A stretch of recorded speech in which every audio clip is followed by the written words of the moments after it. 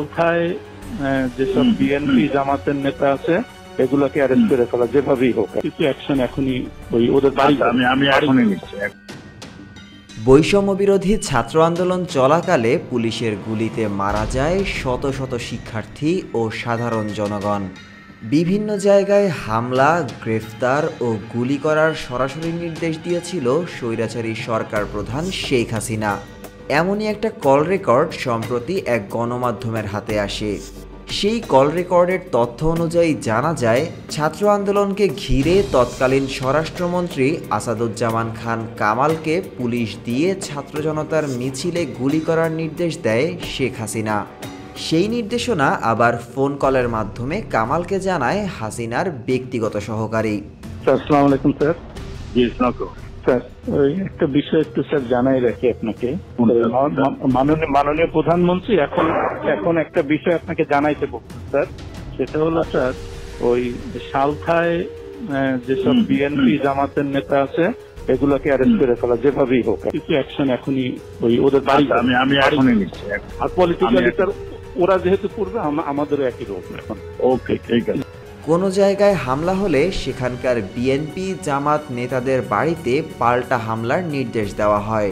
From your intelligence source যে এরপরে যদি কোনো এসিল্যান্ড অফিস, ইউনো অফিস, থানা বা এই জাতীয় কোনো আক্রমণ হয় তাহলে বিএনপি জামাত এবং হেফাজতের ওই নেতাদের বাড়িতে আক্রমণ হবে। কোনো ভূমি অফিসে আগুন দিলে যেন সেখানকার হেফাজত ও বিএনপি জামাতের নেতাদের জমির রেকর্ড না দিয়ে সেই জমি দখল করার নির্দেশও দেওয়া হয় স্বৈরাচারী সরকারের স্বরাষ্ট্রমন্ত্রী কামালকে। যে সকল ভূমি অফিসে জমির রেজিস্ট্রি, দলিলপত্র যেগুলো এই হেফাজত জামাত নষ্ট করবে, একইভাবে তারা কিন্তু ওই তাদের জমি জমা আর পাবে না, জমি জমার হিসাব দলিলপত্র তারা পাবে না বা রেকর্ডপত্র আমরা আর দেবো না। ফরিদপুরের সালতায় বিএনপি জামাতের সব নেতাদের যে কোনো মূল্যে গ্রেফতারের কড়া নির্দেশ দেওয়া হয় শেখ হাসিনার পক্ষ থেকে। পলিটিক্যালি লোকালি রিয়াক্ট করা, মানে আমাদের ভাঙলে তাদেরও ভাঙবে। এইগুলো আর স্যার ওই একইভাবে আপনাদের পলিটিক্যাল তথ্য এগুলো সব থেকে জানান।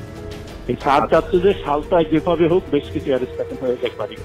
শুধু তাই নয়, কোন মামলায় কাকে গ্রেফতার করা হবে, কার কার নামে চার্জশিট তৈরি করা হবে, সেই নির্দেশনাও নির্বাক চিত্তে মাথা পেতে নেয় সাবেক স্বরাষ্ট্রমন্ত্রী কামাল। আমি আরেকটা জিনিস ওনার সঙ্গে, আমি কি ওই যে ইসের চার্জশিট আজকে হচ্ছে সাফি হুজুরের যে হত্যা, এখানে মামুনের সংশ্লিষ্টটা আমরা এটা খুঁজে পাইনি, কিন্তু বাবুনগরীরটা পাওয়া গেছে। ওনাকে একটু জানিয়ে দিন, তাহলে আমরা চার্জশিটটা রেডি করি। ছাত্র জনতার অভ্যুত্থানের মুখে ক্ষমতাচ্যুত শেখ হাসিনা পালিয়ে যাওয়ার পর থেকেই আসাদুজ্জামান খান কামাল রয়েছেন লোকচক্ষুর আড়ালে। তাকে অচিরেই গ্রেফতারের দাবিতে সোচ্চার হয়েছেন এখন সারা দেশের মানুষ।